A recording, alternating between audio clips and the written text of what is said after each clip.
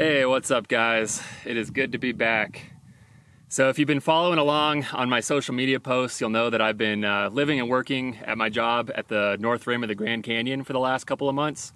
As of yesterday, July 21st, I'm officially starting YouTube full-time. So super excited to be back out here in the Nevada desert. I don't know if you guys can hear it, but there's already some fighter jets flying over. In fact, I spent the night down here in the Paranagit Valley last night, and about 3 o'clock in the morning, I got woken up by a big sonic boom. So I don't know if it was something coming over from Nellis or if it was a test flight from Area 51. Who knows? I was half asleep. Today, we're gonna be doing a Tikaboo Peak climb. Good old Tikaboo Peak.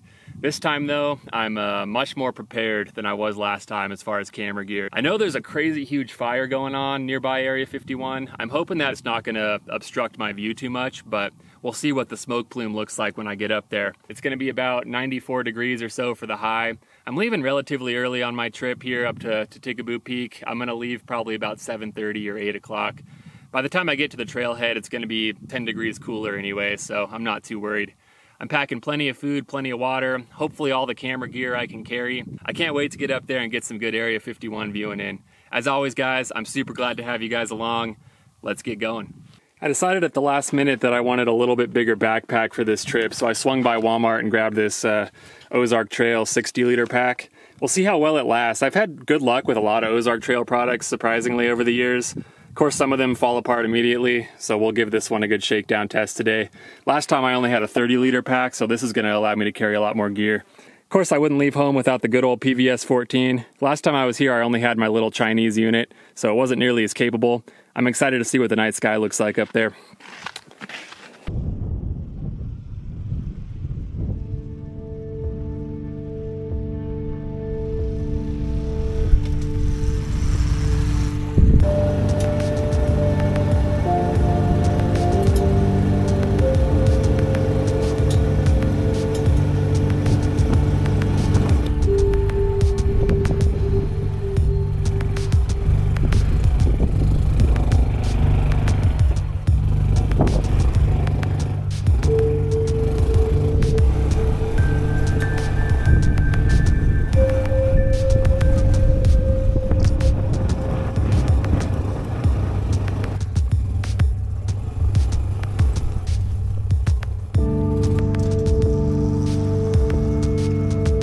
From where I set up my campsite, my ride was about 12 miles. I'm getting pretty close to the trailhead now.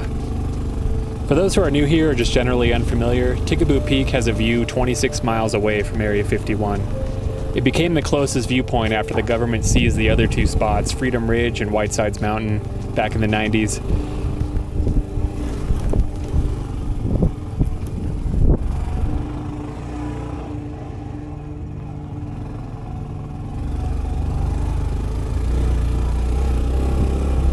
Alright, I usually pull up by a little fire ring. I think it's just up ahead.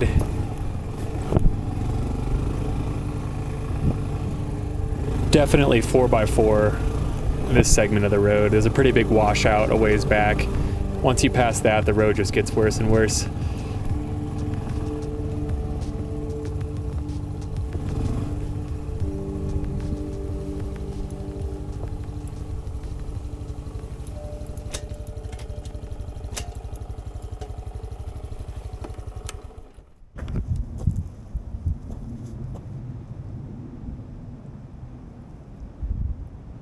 All right, well, the air is smelling nice and fresh up here. We got the jets flying overhead. It's good to be home. Time to follow the crude trail of ribbons while scrambling up this pretty steep hillside. Definitely the craziest part of this whole journey. Got our first view of Tikaboo Valley in there.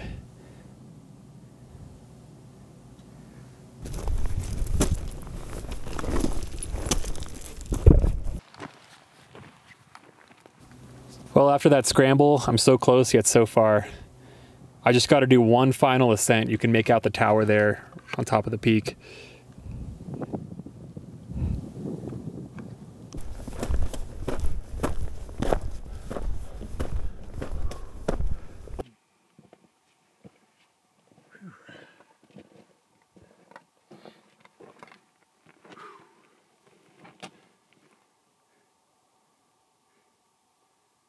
Man, it's a hell of a climb, but it's definitely worth it. Whew, all right, well, I've officially made it to the summit of Tikaboo Peak once again. I got the good old weather station right behind me. Wave hi to the camo dudes. Or give them the finger, your choice. I have a couple of these stickers that I made up several months ago, and I'm gonna leave them in this geocache box. Whoever finds them, shoot me a message.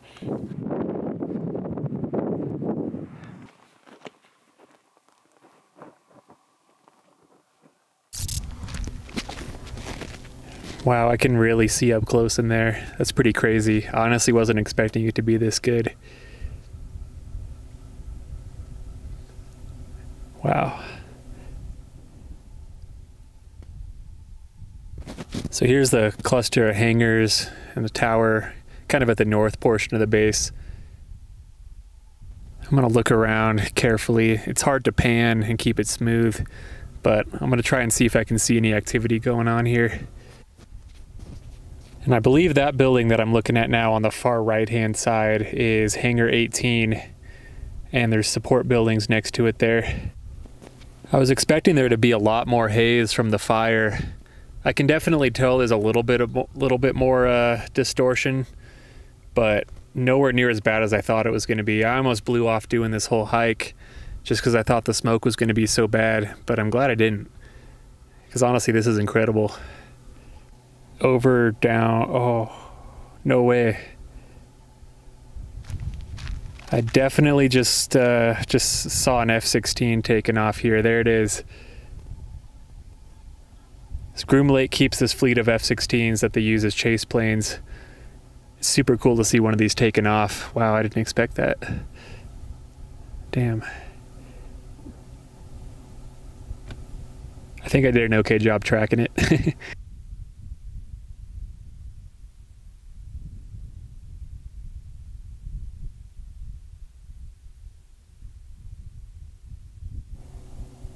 I definitely see some vehicle traffic. I see a dark colored, relatively large vehicle moving towards the right-hand side of the frame there. It's starting to get dark, they're turning lights on. And that means from here on out, the quality hopefully will be consistent, but I suspect this camera is not going to do super well in low light because it has a tiny sensor. Hope we got more movement there on the right. Looks like a white van or box truck.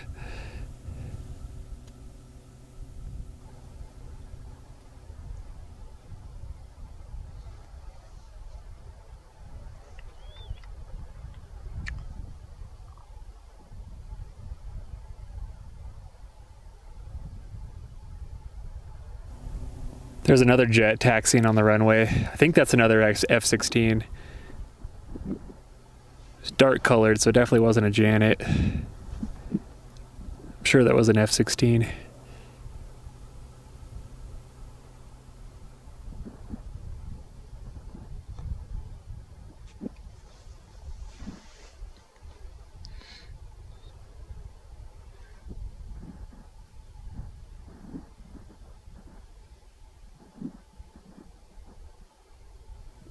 And there's another one, look at that.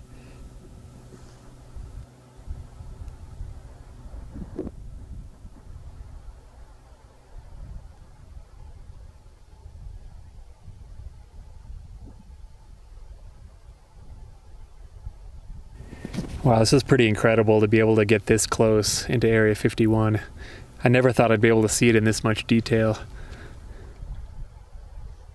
Get a good shot of those hangars down there. It'd be cool to see one of the hangar doors open. I don't think I'll get that lucky though.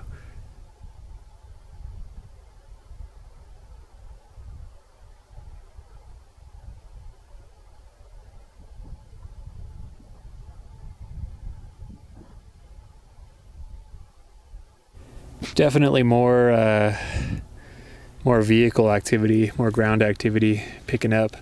I see a couple headlights moving over there.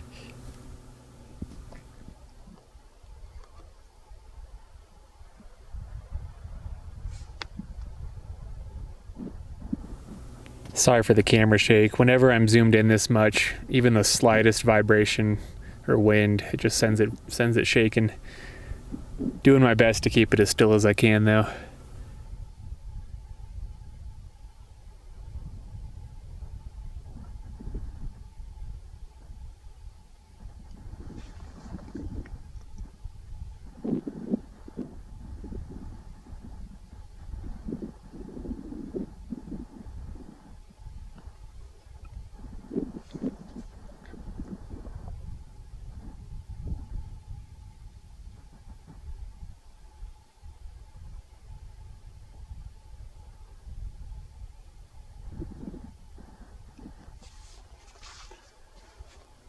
There's a closer up look at what I believe is hangar 18.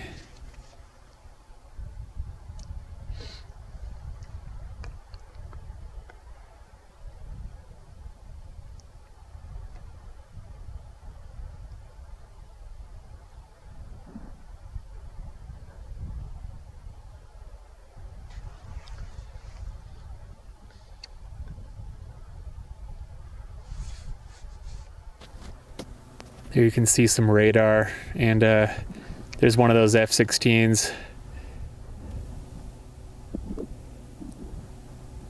That tower on the upper left of the frame there. Yeah, that's definitely an F-16. I think it's gonna taxi right on past that group of hangars. Wow, it's super cool to see one of the Groom Lake F-16s up close like this.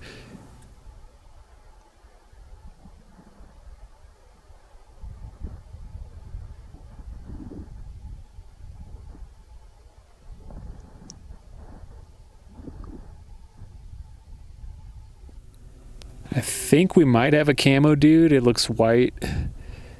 Yeah, that's definitely a white pickup. It just came from the gate. So I'm sure that's a camo dude. Must be shift change or something.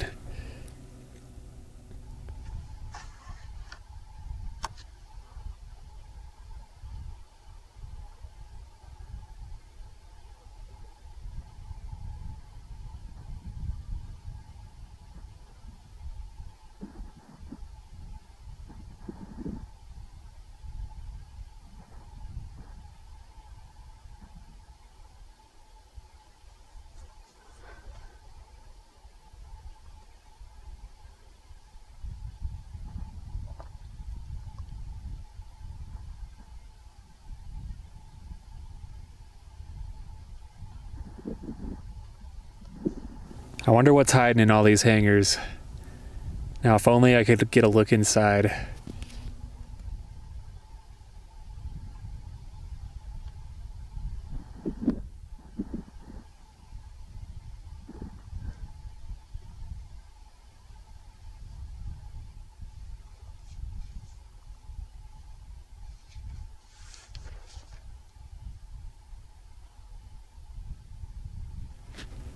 Let's see where this truck is going.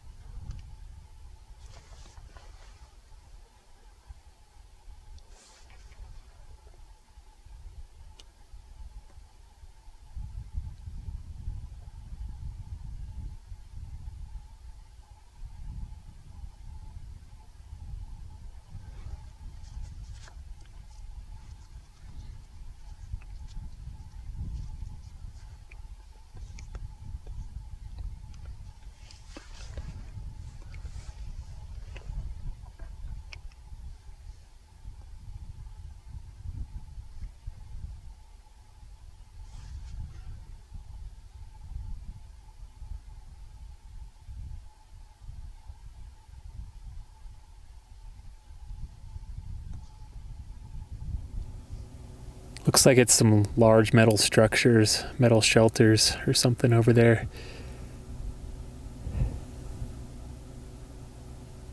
Can't make out what's under them, if anything.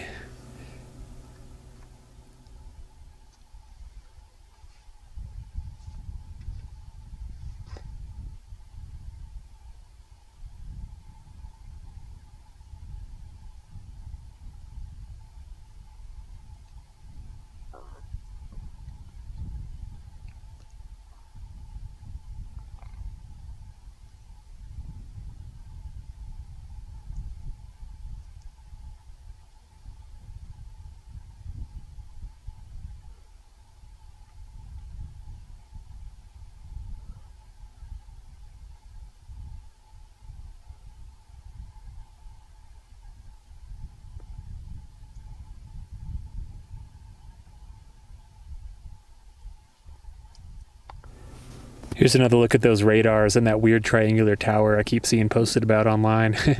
Definitely looks just as weird in person.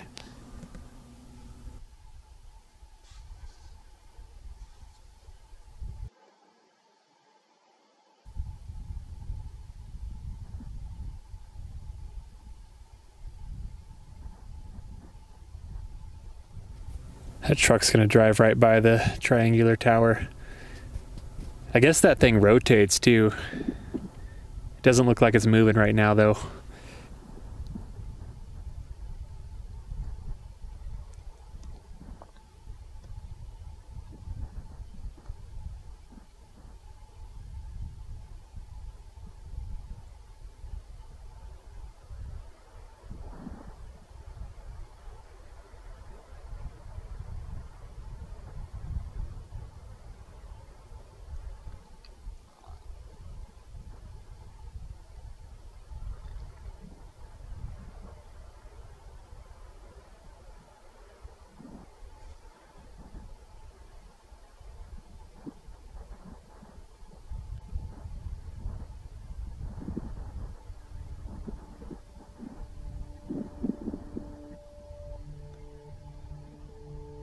That there should be one of the relatively new hangars, built in 2014, I believe.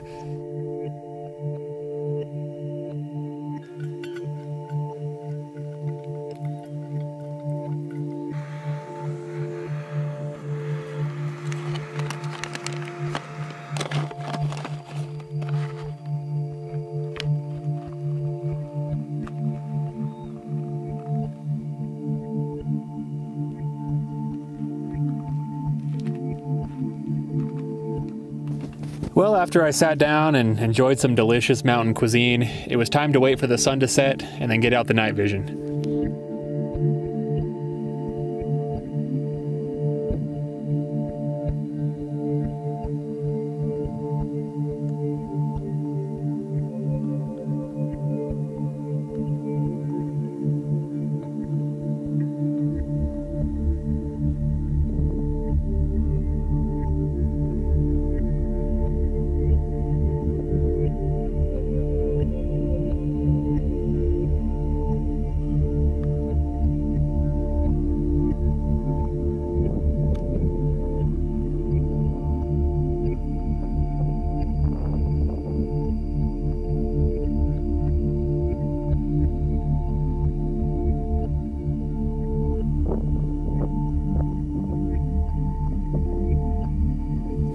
After I'd been looking at the base for a while, I noticed this really bright light that kind of overwhelmed my night vision.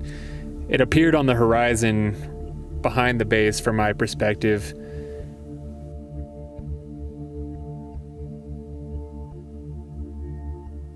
It started off pretty dim, and then it got really bright. Then it got dim again, and then faded completely out of view. It was really hard to make out what it was because it was so bright, overwhelming everything else around it. Looking at my map, it looks like it was coming from the region of Area 12 or Rainier Mesa. Interestingly, this area has a lot of underground bunkers. They were used for nuclear testing back in the day. They may have been repurposed into other things now, though.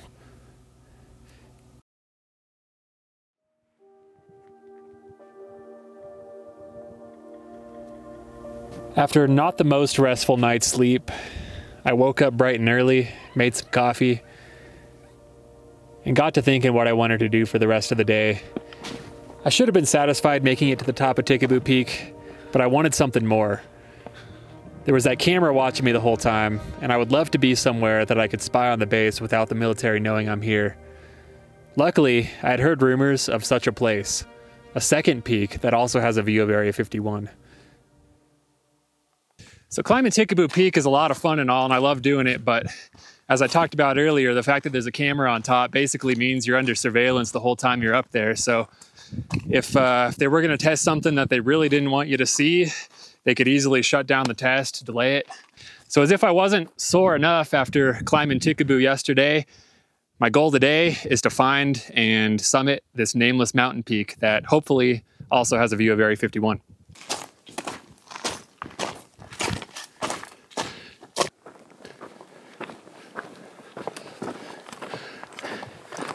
All right, so the plan is to start by hiking up this wash for a little ways. I'm hoping I can kind of do this to where it's a gradual incline and I don't have to go any vertical rock scrambling like I do for Tikaboo, but hey, I'm prepared if I do end up having to do that. In fact, I have a feeling I'm not going to get lucky and there's going to be some vertical rock scrambling in the near future, but trying to think positive.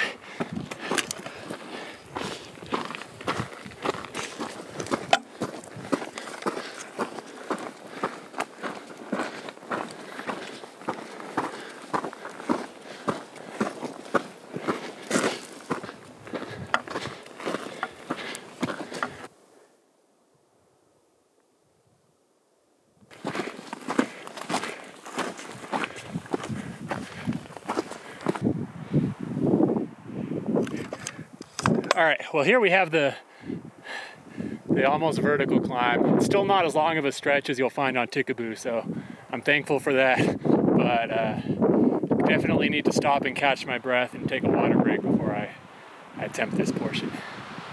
Whew. Man, back-to-back hikes like this, it's killing me.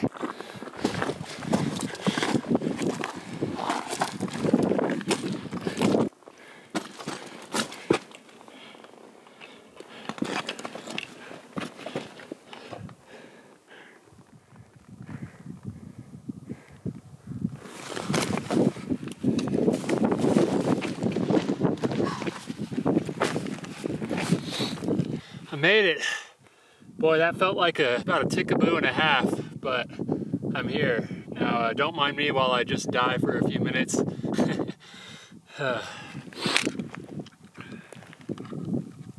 After lying flat on my back, trying to catch my breath for a little while, I got up and looked out over the horizon. I could make out the smoke plume from the Gothic fire, still burning pretty strong. Luckily, the smoke seems to be staying pretty confined.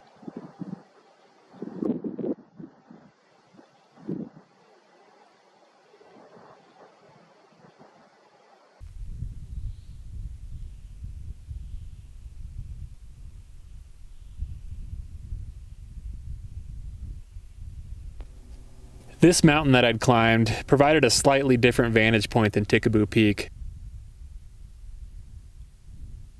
I'm missing out on a few buildings towards the north side of the base, but I can see this tower and where the Janets park. This whole area was not visible from Tikaboo. It's super cool to be able to get a different perspective on this.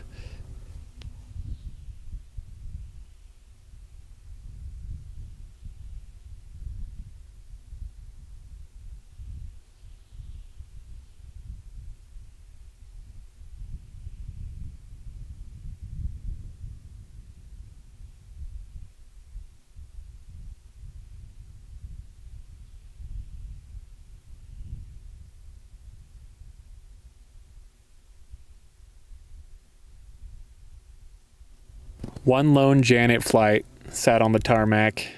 I settled in for the night and watched it take off.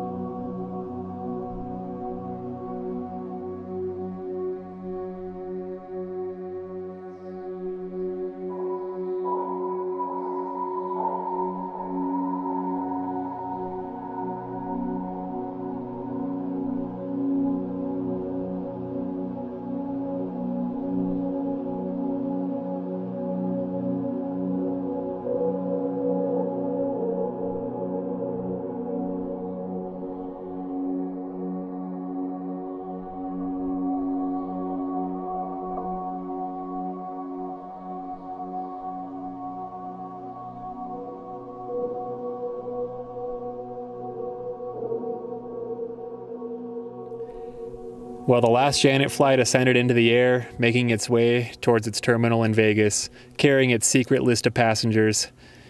There wasn't much activity for the rest of the night, a few vehicles here and there. No test flights, unfortunately. I was super happy with the footage I got of the Janets and the F-16s. Definitely made this trip worth it, and I'll be doing it again pretty soon. Now I just have to hope that next time I climb this mountain, there's not going to be a mysterious weather station suddenly at the top.